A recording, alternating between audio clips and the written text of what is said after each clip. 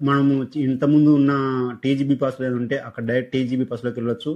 ఇప్పుడు కొత్తగా అప్లికేషన్ చేస్తున్నాం కాబట్టి ఆక్యుపెన్సీకి ఇప్పుడు ఇక్కడ అప్లికేషన్ పోర్టల్ క్లిక్ చేయగానే మనకు ఇలా కొత్తగా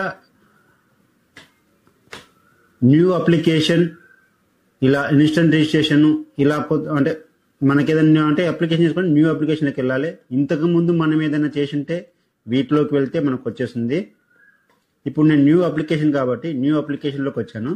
ఈ న్యూ అప్లికేషన్లో building permission, layout permission, enforcement permission, occupancy certificate, compound wall certificate, ఇలాంటివన్నీ మనము అప్లై చేసుకోవచ్చు అనమాట. ఇప్పుడు మనకు ఆక్యుపెన్సీ సర్టిఫికేట్ కావాలి కాబట్టి ఆక్యుపెన్సీ సర్టిఫికేట్కి మనము అప్లై చేస్తున్నాము. మనము సింగిల్ విండోస్లో అప్లై చేసుకుంటే సింగిల్ విండో ఆప్షన్ క్లిక్ చేసుకోవాలి.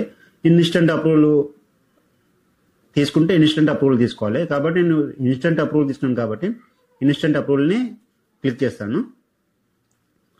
ఇప్పుడు కొత్తగా వచ్చింది కాబట్టి మనం ఇంకా బిల్డింగ్ నౌలో ఎలాంటి బిల్డింగ్ పర్మిషన్ తీసుకోలేదు కాబట్టి మనకి ఇక్కడ బిల్డింగ్ నౌ ఆప్షన్ మనం ఎంచుకోలేము. ఎందుకంటే మనం ఇంతకు ముందు టీజీబీ పాస్లో అప్లై చేసాం కాబట్టి ఈ టీజీబీ పాస్లోనే మనము తీసుకోవాలి. ఇక్కడ మనకు కొన్ని ఆప్షన్స్ ఉన్నాయి చూడండి, building now, TGB pass, DPMS, others. మనం ఎక్కడైతే అప్లై చేసుకున్నామో గతంలో వాటిని సెలెక్షన్ చేసుకొని నెక్స్ట్కి వెళ్ళాలి.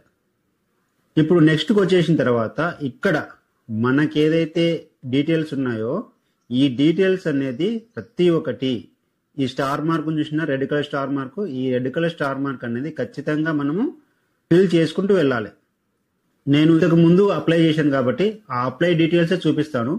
మళ్ళీ అప్లై ప్రాసెస్ చూపిస్తే మీకు వీడియో లెంత్ పెరుగుతుంది కాబట్టి ఇంతకు ముందు అప్లై చేసిన డీటెయిల్సే మళ్ళీ మీకు చూపిస్తాను. ఇక్కడ మనకు ఫస్ట్ అప్లికేషన్ డీటెయిల్స్ ఉన్నాయి. ఈ అప్లికేషన్ డీటెయిల్స్ లో ప్రతి ఒక్కటి ఎంట్రీ చేయాలి. అప్లికేషన్ డీటెయిల్స్ ప్రతి ఒక్కటి ఎంట్రీ చేయాలి. పేరు, son of, Aadhaar card number, mobile number, email ఉంటే ఈమెయిల్ ఐడి వచ్చు, కంప్లీట్ అడ్రస్. అప్లికెంట్ ఉన్నాడో అప్లికెంట్ అడ్రస్ అనేది ఖచ్చితంగా మెన్షన్ చేయాలి. అది మీరు ఎక్కడైనా సరే, ఆంధ్రాలో ఉండండి, ఇంక ఇండియాలో ఎక్కడైనా సరే ఉండే, మీ యొక్క పర్మనెంట్ అడ్రస్, ఆ పర్మనెంట్ అడ్రస్ అనేది మెన్షన్ చేయాలి.